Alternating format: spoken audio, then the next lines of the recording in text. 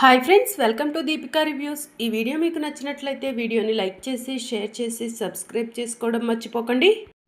విహారీపై రౌడీలు అటాక్ చేయడానికి, మామయ్య అలా పడిపోవడానికి, సిరిని రౌడీలు ఎత్తుకుపోవడానికి కారణం ఏదైనా ఉండొచ్చు స్వామీజీ. కానీ ఈ సమస్యలన్నిటికీ ఏదో ఒక పరిష్కారం మీరే చూపించాలి అని చెప్పి యమున అంటూ ఉంటుంది. కుటుంబంలో అందరికీ అడుగడుగునా గండాలే కనిపిస్తున్నాయి. ఇంటి నుంచి బయటకు వెళ్ళేటప్పుడు అందరూ కూడా చాలా జాగ్రత్తగా ఉండాలి. బయటకు వెళ్ళిన వాళ్ళు తిరిగి ఎప్పుడు వస్తారో తెలీదు. అసలు వస్తారో రారో కూడా తెలీదు అని స్వామీజీ చెప్తూ ఉంటారు. స్వామీజీ, అలా మాట్లాడకండి. అసలు మా కుటుంబం ఈ పరిస్థితిలో ఉండటానికి కారణం ఏంటి? మేమేదైనా తప్పు చేశామా?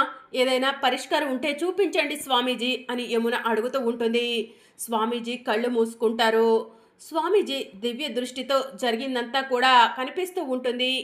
చూడమ్మా యమున, ఇప్పటి వరకు మీ కుటుంబంలో ఎలాంటి పరిస్థితులు ఏర్పడినా కూడా దానికి కారణం ఈ ఇంటి ఇలవేల్పు ఈ ఇంట్లో లేకుండా వెళ్ళిపోవడమే. ఇక మీదట ఈ ఇంటికి ఎలాంటి సమస్యలు ఉండవు. ఈ ఇంటి ఇలవేల్పు తిరిగి ఈ ఇంట్లో అడుగు పెట్టేసింది. ఇక మీరు భయపడాల్సిన అవసరం లేదు. ఈ ఇంట్లో అన్ని సుఖ సంతోషాలే ఉంటాయి అని స్వామీజీ చెప్తూ ఉంటారు. లక్ష్మి ఈ మాటలను వింటూ స్వామీజీ నా గురించే చెప్తున్నట్టున్నారు అని తనలో తాను అనుకుంటూ ఉంటుంది. స్వామీజీకి కనిపించకుండా నేను చాటుగా దాక్కున్నా కూడా స్వామీజీ దివ్య దృష్టితో నన్ను కనిపెట్టేశారు అని చెప్పి లక్ష్మి తనలో తాను అనుకుంటూ ఉంటుంది. ఈ ఇంటి ఇలవేల్పు తిరిగి వచ్చిందా? ఎవరు స్వామీజీ అని చెప్పి సహస్ర అడుగుతూ ఉంటుంది. అవన్నీ నేను చెప్పకూడదు, మీరే తెలుసుకోవాలి. చూడమ్మా యమున, త్వరలోనే మీ మామయ్య గారు కూడా మామూలు మనిషి అవుతారు. ఈ ఇంట్లో ఉన్న దుష్ట శక్తిని ఈ ఇంటి ఇలవెల్పు ఈ ఇంటి నుంచి తరిమి కొడుతుంది. కంగారు పడకండి, అందరూ కూడా ప్రశాంతంగా ఉండండి. ఇక మీదట ఎలాంటి కష్టాలు ఈ కుటుంబానికి దరిచేరకూడదు అంటే ఈ ఇంటి కోడలు పసుపు రంగు చీర కట్టుకొని తలారా స్నానం చేసి మోకాళ్ళ మీద మెట్లన్నీ ఎక్కుకుంటూ అమ్మవారి దగ్గరకు వెళ్ళి ఆ అమ్మవారికి అఖండ దీపం వెలిగించాలి. అప్పుడే ఈ ఇల్లు సుఖశాంతులతో, ఆయురారోగ్యాలతో, ధన ధాన్యాలతో తులతూగుతూ ఉంటుంది అని చెప్పి స్వామీజీ చెప్తూ ఉంటారు. సహస్ర, స్వామీజీ చెప్తుంది అర్థమవుతుంది కదా? పసుపు రంగు చీర కట్టుకొని అఖండ దీపం అమ్మవారి ముందు నువ్వు వెలిగించాలి సహస్ర అని యమున అంటుంది. అత్తయ్య, మీరు ఇలాంటి పూజలు గురించి నాకు చెప్పకండి, నేను ఇలాంటివి చేయలేవనని మీకు కూడా తెలుసు కదా అని సహస్ర అంటూ ఉంటుంది. సహస్ర, అలా అంటే ఎలా చెప్పు? స్వామీజీ ఈ ఇంటి కూతురో లేకపోతే ఇంకెవరనో చెప్పకుండా కోడలు గురించి మాత్రమే చెప్పారు. ఇది నువ్వు తప్పక చేయాలి సహస్ర అని యమున అంటూ ఉంటుంది. లేదత్తయ్య, ఇలాంటి పనులు నేను చేయలేవను అని సహస్ర అక్కడి నుంచి వెళ్ళిపోతుంది. అమ్మా యమున, నేనైతే పరిష్కారం చూపించాను. నువ్వు దాన్ని తూచ తప్పకుండా పాటించి నీ కుటుంబాన్ని కాపాడుకో. సర్వేజన సుఖినో భవంతు అని స్వామీజీ అక్కడి నుంచి వెళ్ళిపోబోతూ ఉంటారు. ఇక లక్ష్మి స్వామీజీకి ఎదురుగా వెళ్ళి నుంచుంటుంది. ఎలా ఉన్నావమ్మా అని స్వామీజీ అడుగుతూ ఉంటారు. గుర్తుపట్టారా స్వామీజీ అని లక్ష్మి అంటుంది. నా మనోదృష్టికి అన్నీ తెలుసమ్మా. నువ్వు ఈ కుటుంబాన్ని కాదనుకొని రూపం మార్చుకున్నావు, కానీ నీ మనసునైతే మార్చుకోలేకపోయావు. చూసావా, అంతా ఆ పైవాడి లీలలు ఇవన్నీ. నువ్వు ఇన్ని సంవత్సరాలు దూరమైనా కూడా తిరిగి ఈ ఇంటికే రావాల్సిన పరిస్థితి ఏర్పడింది.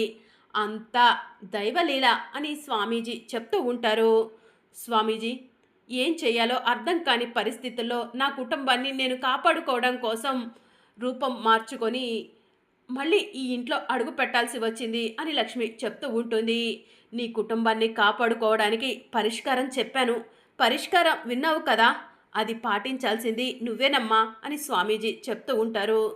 సరే స్వామీజీ, సహస్రమ్మ ఆ పూజ ఎలాగూ చెయ్యనంటుంది కాబట్టి నేను తప్పకుండా చేస్తాను అని లక్ష్మి అంటూ ఉంటుంది. సహస్ర పూజ చేసినా కూడా ఫలితం దక్కదమ్మా. ఈ ఇంటికి అసలు సిసలైన కోడలివి నువ్వు మాత్రమే పూజ చేస్తే నీ భర్త ఆయురారోగ్యాలతో నిండు నూరేళ్ళు సంతోషంగా ఉంటాడమ్మా అని స్వామీజీ చెప్తూ ఉంటారు. నా భర్త ఆరోగ్యానికి ఏదైనా ప్రమాదం రాబోతుందా స్వామీజీ అని లక్ష్మి అడుగుతూ ఉంటుంది. చెప్పాను కదమ్మా, నీ భర్త నీ కుటుంబం సంతోషంగా ఎలాంటి ప్రమాదాలు లేకుండా ఉండాలంటే నువ్వు ఆ అమ్మవారికి అఖండ దీపం వెలిగించక తప్పదు అని స్వామీజీ చెప్తూ ఉంటారు. సరే స్వామీజీ, తప్పకుండా వెలిగిస్తాను, నా భర్తని నా కుటుంబాన్ని కాపాడుకుంటాను అని లక్ష్మి అంటుంది. సర్వే జన సుఖినో భవంతు అని చెప్పి స్వామీజీ వెళ్ళిపోతూ ఉంటారు. ఇక స్వామీజీ గేటు దాటిన తర్వాత యమున పరిగెత్తుకుంటూ స్వామీజీ దగ్గరకు వెళ్తుంది. ఏంటమ్మా యమున, మళ్ళీ వచ్చావు అని స్వామీజీ అడుగుతూ ఉంటారు. స్వామీజీ సహస్ర పూజ చేయనంటుంది. లక్ష్మి ఎక్కడ ఉందో తెలీదు. ఇప్పుడు నేను నా కుటుంబాన్ని కాపాడుకోవడం కోసం ఎవరితో పూజ చేపించాలి స్వామీజీ అని చెప్పి యమున అడుగుతూ ఉంటుంది. చేసేవాళ్ళు తప్పకుండా చేస్తారమ్మా, నువ్వు అనవసరంగా బెంగ పెట్టుకోకు అని స్వామీజీ చెప్తూ ఉంటారు. స్వామీజీ, లక్ష్మి అసలు బ్రతికే ఉందా? లక్ష్మి బ్రతికుంటే ఎక్కడుంది స్వామీజీ అని యమున అడుగుతూ ఉంటుంది. ఈ ఇంటి అసలు సిసలైన కలవారి కోడలు కనక మహాలక్ష్మి. అలాంటి కనక మహాలక్ష్మి ఎక్కడో క్షేమంగానే ఉంది, పలానా చోట ఉందని నేను నీకు చెప్పలేవనమ్మా యమున అని చెప్పి స్వామీజీ చెప్తూ ఉంటారు. లక్ష్మి క్షేమంగా ఉందని చెప్పారు, అది చాలు స్వామీజీ అని యమున చెప్తూ ఉంటుంది. సరే అమ్మా, నేను బయలుదేరుతాను అని స్వామీజీ అక్కడి నుంచి వెళ్ళిపోతారు. ఇక యమున తన రూమ్లోకి వెళ్తుంది.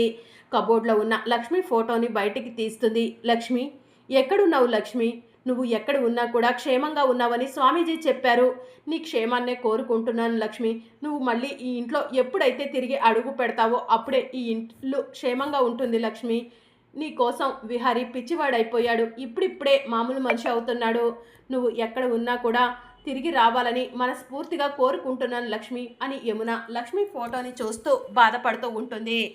యమున లక్ష్మి ఫోటోని చూస్తూ ఉంటే లక్ష్మి వెనక నుంచి ఇదంతా కూడా గమనిస్తూ ఉంటుంది. ఇక యమున ఫోటోని అక్కడే పెట్టేసి అక్కడి నుంచి వెళ్ళిపోతుంది. యమునమ్మ, ఇన్ని సంవత్సరాలైనా కూడా నువ్వు మర్చిపోలేదా నన్ను అని చెప్పి లక్ష్మి తనలో తాను అనుకుంటూ ఉంటుంది.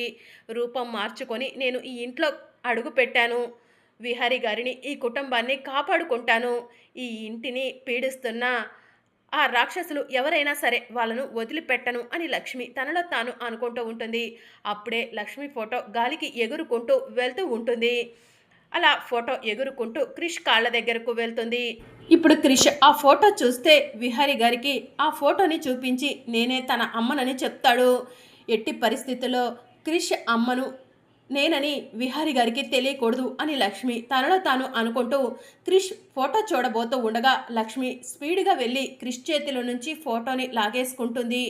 ఆంటీ, ఆ ఫోటో ఇలా ఇవ్వండి అని క్రిష్ అడుగుతూ ఉంటాడు. క్రిష్, ఇది నా పర్సనల్ ఫోటో అని చెప్పి లక్ష్మి అంటుంది.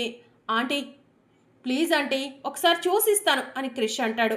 వేరే వాళ్ళ పర్సనల్స్ చూడకూడదు కదా క్రిష్ అని చెప్పి లక్ష్మి అంటుంది. సరే ఆంటీ, చూడంలే అని క్రిష్ చెప్తూ ఉంటాడు. క్రిష్, స్కూల్కి రెడీ అయ్యావా అని లక్ష్మి అడుగుతూ ఉంటుంది. అవునా ఆంటీ అని క్రిష్ చెప్తూ ఉంటాడు. టిఫిన్ తిన్నావా అని లక్ష్మి అడుగుతూ ఉంటుంది.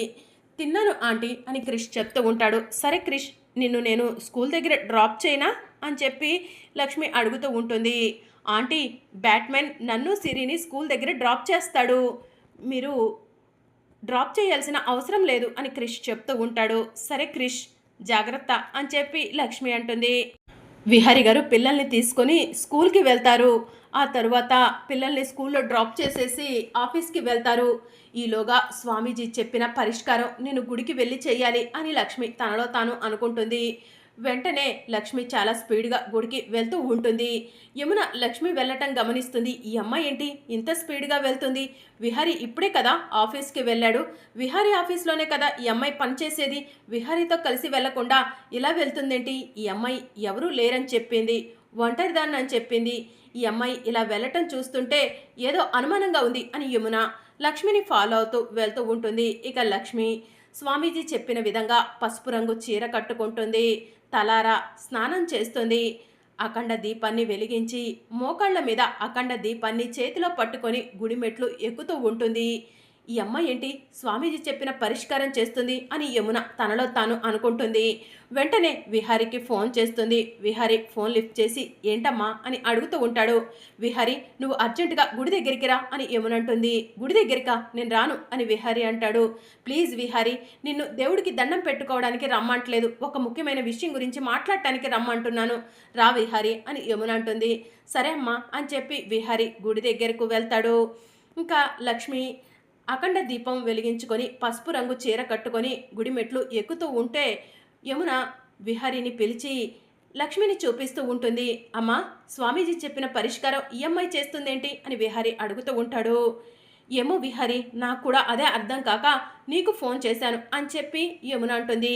ఇక విహారి యమున ఇద్దరూ కలిసి లక్ష్మికి ఎదురుగా నుంచుంటారు. ఇక లక్ష్మి యమునను విహారిని చూసి షాక్ అవుతుంది. అఖండ దీపం నువ్వు వెలిగించి స్వామీజీ చెప్పిన విధంగా పసుపు రంగు చీర కట్టుకొని ఎందుకు వెళ్తున్నావు అని చెప్పి యమున లక్ష్మిని నిలదీస్తూ ఉంటుంది. అమ్మ, ఒక్క నిమిషం, ఈ అఖండ దీపం ఇంత దూరం తీసుకొచ్చాను, అమ్మవారి ముందు పెట్టేస్తే స్వామీజీ చెప్పిన పరిష్కారం పూర్తవుతుంది అని లక్ష్మి అంటుంది. సరే కానివ్వు అని చెప్పి విహారి అంటాడు. ఇక లక్ష్మి అఖండ దీపాన్ని అమ్మవారి ముందు పెట్టి నా కుటుంబం సుఖ సంతోషాలతో ఉండాలి, నా భర్త ఆయురారోగ్యాలతో ఉండాలి, ఆయనపై ఎవరు అటాక్ చేయాలని చూసినా కూడా ఆయన్ను నువ్వే కాపాడు తల్లి అని లక్ష్మి అమ్మవారికి నమస్కారం చేసుకుంటుంది. అయిపోయింది కదా, ఇప్పటికైనా నిజం చెప్పు, నువ్వెందుకు ఈ అఖండ దీపాన్ని అమ్మవారి ముందు వెలిగించావు? నీకు మాకు ఏంటి సంబంధం? మా కుటుంబంతో ఏ సంబంధం ఉందని మా కుటుంబం కోసం నువ్వు ఈ పరిష్కారం చేస్తున్నావు అని చెప్పి యమున విహారి లక్ష్మిని నిలదీస్తూ ఉంటారు. ఇప్పుడు ఏం చెప్పి తప్పించుకోవాలి అని చెప్పి లక్ష్మి తనలో తాను అనుకుంటూ ఉంటుంది. మరి అప్కమింగ్ ఎపిసోడ్లో ఏం జరగబోతుందో తెలుసుకోవాలనుకుంటున్నారా? అయితే ఛానల్ను సబ్స్క్రైబ్ చేసుకోండి.